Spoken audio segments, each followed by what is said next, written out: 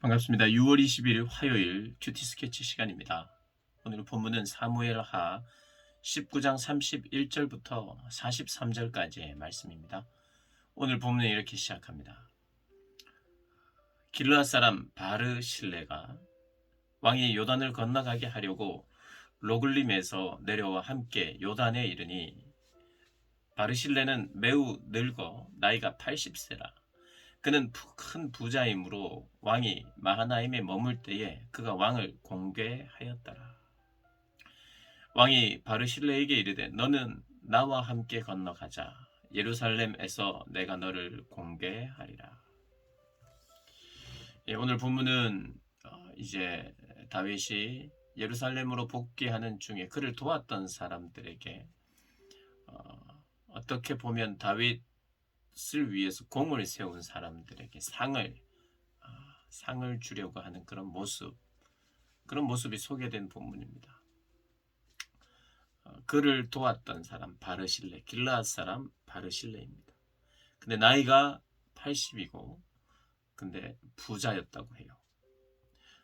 다윗이 이제 압살롬을 피해서 거처를 옮길 때에 도와준 사람입니다. 먹을 것, 입을 것, 거처를 도와준 사람이죠. 그래서 다시 이제 복귀를 할 때 내가 이제는 너에게 공개하고 싶다. 너를 돕고 싶다. 치하하고 싶다. 그렇게 이야기를 하니까 이 사람이 저는 이제 80입니다. 좋고 흉한 것을 분간할 수 없습니다. 음식의 맛도 잘 모릅니다. 그리고 노래하는 자들의 노래, 여인의 소리를 알아들을 수 없습니다. 제가 또 도움이 못 됩니다. 이제 다윗 왕에게 오히려 민폐가 될 수 있습니다. 그래서 마음은 너무 고맙고 감사하지만 저는 제가 고향에 있겠습니다. 이렇게 이야기를 하는 거예요. 누구나 그 왕과 함께 하기를 좋아하는, 영광으로 하는, 명예로 하는 그런 시대인데 상을 주겠다고 하는데 거부를 합니다. 어떻게 보면 이것은 다윗에게 전혀 위협이 되지 않는 존재예요. 오히려 다윗은 바르실레가 이 사람을 뭔가 옆에 두고 함께 일하고 뭔가 지위도 좀 주고 내가 이 사람을 또 공개하여 돕고 싶고 또 갚고 싶고 은혜를 갚고 싶고 그런데 그래서 내가 어떤 자리를 주겠다는 그런 의미이기도 한데 그렇게 하지 않겠다고 하는 거예요. 그리고 다윗에게도 이 사람은 위협이 되지 않아요. 그리고 다윗 주변에 이 이야기를 들었던 사람들에게도 위협이 되지 않아요. 그 사람에게 뭐가 있습니까? 내려놓음이 있어요. 낮아짐이 있어요. 그러니 위협되는 존재가 아니니까 오히려 이런 사람은 공동체를 하나 되게 만듭니다. 그러나 공동체가 하나 되지 못하도록 하는 것은 뭐냐 하면 내려놓지 못할 때, 높아지려고 할 때, 겸손하지 않고 또 섬기지 않고 섬김을 받으려 할 때 공동체는 쪼개집니다. 분열이 생겨요. 서로 높아지겠다, 내 말이 맞다, 너보다 내가 낫다 이런 것이 생기면 반드시 그 공동체는 깨어지게 되어 있고 저희는 거의 모든 공동체와 모든 모임에서 이걸 경험했습니다. 내가 그 원인이 되기도 하고 타인과 내가 원인이 되기도 하는. 여러분, 이 공동체에서 전혀 위협적이지 않은 분들이 있습니까? 높아지고 싶은 마음, 내가 당신보다 낫습니다 이런 표현을 전혀 안 하는 사람, 내려놓음이 있는 사람, 그 사람은 위협적이지 않아요. 공동체에서 다른 이들이 그들을 높여주죠. 그러나 그것을 사양하는 사람, 그런 사람으로 말미암아 공동체는 하나가 되는데 내가 당신보다 더 잘났습니다. 이렇게 이제 직접적으로든 간접적으로든 이야기하기 시작할 때 공동체는 분리가 돼요. 그리고 내가 더 많이 받아야 됩니다. 어떻게 보면 이건 전쟁이거든요. 전쟁을 했고 전쟁에 승리했어요, 다윗이. 전쟁 전에는 어떤 집단이든 마찬가지입니다. 지금 당장 내부적으로 문제가 있어도 외부적으로 적이 쳐들어왔을 때는 이 내부적인 갈등이 문제가 되지 않잖아요. 이 내부적인 갈등을 이렇게 뒤로 하고 지금은 하나 될 때다 해서 똘똘 뭉칩니다. 전쟁 전에는 모든 사람들이 하나가 돼요. 미워하고 싫어하고 시기하고 질투하고 이런 것이 틈탈 어떤 틈이 없어요. 그러니까 나한테 잘못했던 사람도 이제는 같은 전우예요. 생사를 같이 한 전우가 되어버렸어요. 그러니 예전에 섭섭하게 했네 뭐 했네 이런 이야기 할 건 아니라 서로 화이팅 해주고 우리가 싸우자. 그리고 예전에 내가 미안했다. 이제 언제 죽을지도 모르니까 마지막 우리 뜻을 같이 하자. 이렇게 하면서 전쟁 전에는 분리되어 갔던 공동체도 하나가 됩니다. 화해의 무드도 있고 용서도 있고 넉넉함이 있어요. 그래서 전쟁 전에는 똘똘 뭉쳐서 하나가 돼요. 그런데 이들이 승리를 하잖아요. 승리를 하면 어떻게 됩니까? 하나가 돼요. 승리의 축배를 들고 승리와 기쁨을 함께 나눕니다. 정말 관계가 안 좋았던 사람들 사이에서도 하이파이브 하면서 정말 잘했다. 전우야. 다쳤구나 하면서 내가 막 싸매주고 막 치료도 해주고. 그러니까 전쟁 전에도 하나가 되고 승리 후에도 하나가 돼요.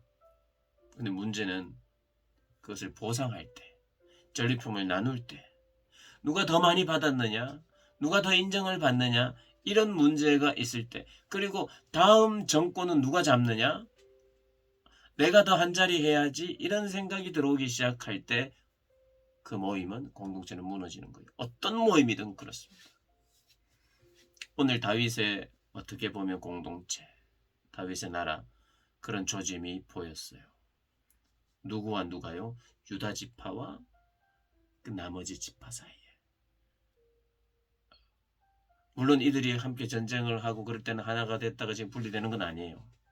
그러나 하나가 돼서 같이 전쟁을 했던 그 무리 안에서도 반드시 전리품을 나누고 공과를 인정하고 사람이 높아지기 시작할 때 시기가 생기고 섭섭함이 생기고 그리고 모함이 생기고 다음 정권은 누구와 어떻게 할 것이냐를 생각하게 되고, 예전에는 승리를 위하여 목숨을 피를 나눈 전우였는데도 불구하고 나의 미래와 나의 무엇을 위해서 그것이 나를 지배하기 시작할 때 그게 죄인데, 자기중심성, 이게 모든 것을 파괴해 놓는, 나도 그리고 모임도 공동체도 파괴해 놓는 것이거든요. 자기중심성. 전쟁이라고 하는 긴박한 상황 속에서는 드러나지 않다가 이제 승리하고 나서, 승리하고 기뻐할 때까지만 해도 드러나지 않는데 승리 후 며칠 뒤부터 이제 내 속에 완전히 해결되지 않은 죄의 자기중심성이 딱 드러나죠. 그런데 유다 지파는 우리가 이 다윗의 가족이요 친족이니 우리가 왕을 모셨다 이렇게 이야기하고, 다른 지파들은 너희들이 모실 자격이 있느냐, 너희들이 지금 배반해가지고 유다 지파를 중심으로 압살롬과 모의해서 그런 이제 또 알력 싸움이 이제 오늘 본문 이 뒤에 생기는 거예요. 41절부터 43절까지. 그런데 그 전에 오히려 이들과는 상대적으로 대조되는 인물이 나오는데, 이분은 자기를 내려놓는 사람, 그리고 다른 이들에게 위협이 되지 않는 사람. 그러니까 오히려 이런 사람들은 공동체에 필요해요. 하나님 나라는 사실은 자기 중심이 사라진, 이웃을 사랑하는, 하나님을 사랑하는 그런 사람들의 모임이 진정한 하나님 나라의 성격이거든. 근데 그 중심에 누가 있어야 되는가? 이런 바르실레바 같은 내려놓음과 섬김인, 물론 아들인 것 같아요. 김함이 아들이라고 추정합니다. 아마 아들일 거예요. 그럼 김함을 데리고 가십시오. 근데 이것은 내 아들이라도 호강하게 해주세요가 아니라 내 아들을 쓰십시오. 당신의 종으로 마음껏 쓰십시오. 내 아들을 부탁합니다. 김함을 추천해요.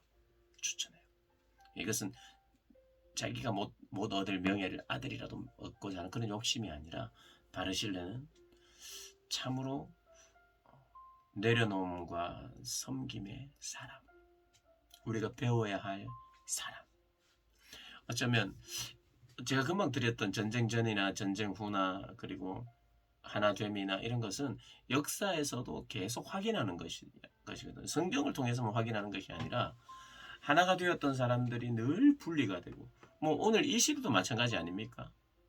정치권을 보든 뭘 보든 사람들 안에 붙었다 떨어졌다 하는 자기의 이익을 따라서 혹은 자기의 목표를 따라서.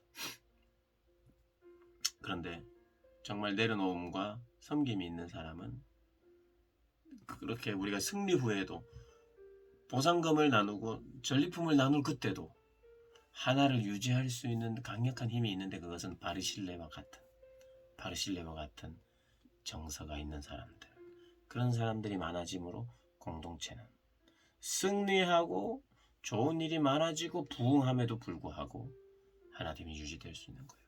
사도행전의 초대교회가 그랬어요.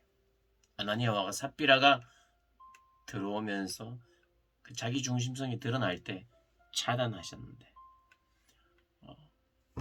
어느 곳이나 하나됨을 깨뜨리는 것은 전쟁 전이나 전쟁이 막 승리할 그때가 아니라 승리 후에 평안할 때, 그리고 나의 욕심이 드러날 때 공동체는 깨어지게 되어 있습니다. 그래서 사단은 어렵고 힘든 전쟁 전에 강하게 역사할 수 없어요. 왜냐하면 서로 의지하려고 하고 하나님을 찾으려 하기 때문에. 근데 사단은 기다립니다. 전쟁을 끝나고, 전쟁에 승리하면 승리한 대로, 실패하면 전쟁에 패배하면 패배한 대로. 패배하면 낙담하잖아요. 낙담을 심어주고 하나님을 신뢰하지 못하도록 만들고, 승리하면 어떻게 되느냐, 함께 기뻐하고 축배를 나누고 우리 한번 정말 이제 잘 살아보자 하지만 그게 안 되죠. 사단은 기다립니다. 너희들이 나눌 때, 이렇게 서로 막 나눌 때 사단이 역사하는 거죠. 물건을 나누고 너도 잘했다, 네가 더 잘했다, 네가 더 높은 자리에 이렇게 하는 순간, 물론 역할과 능력에 따라서 세워질 자리들, 권위를 인정하는 그런 건강함들이 있는 사람들 분명히 있지만, 그 속에서 내가 저 자리를 차지해야 되고 높아지려고 하는 추구가 있을 때는 반드시 깨어지는 거예요. 하나님은 우리에게 요구하시는 것이 있어요. 네가 더 높아지려고 하지 말라는 겁니다. 확실해요. 높아지는 것 꿈을 꾸면 안 된다라고 반드시 하나님은 정확하게 이야기합니다. 성경 전체를 통해서. 내가 높아지는 것이 목표가 되면 절대로 안 된다고 말해요. 절대로 안 되는 거예요.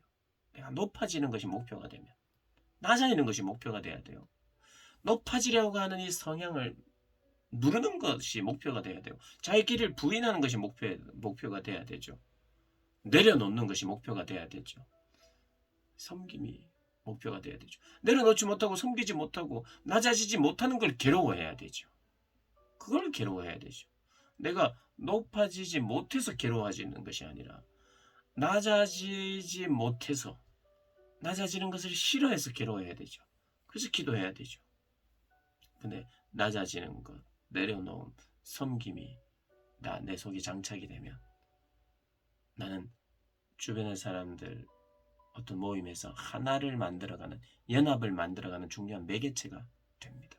바르실레와 같이 위협적이지 않는 사람이 되면서 사랑으로 하나 되도록 만드는 사람. 하나님은 우리를 그런 사람으로 만들어가기 원하십니다. 그런 사람 되어서 하나 되는데 사용되는 저와 여러분 되시기를 주님의 이름으로 축복합니다.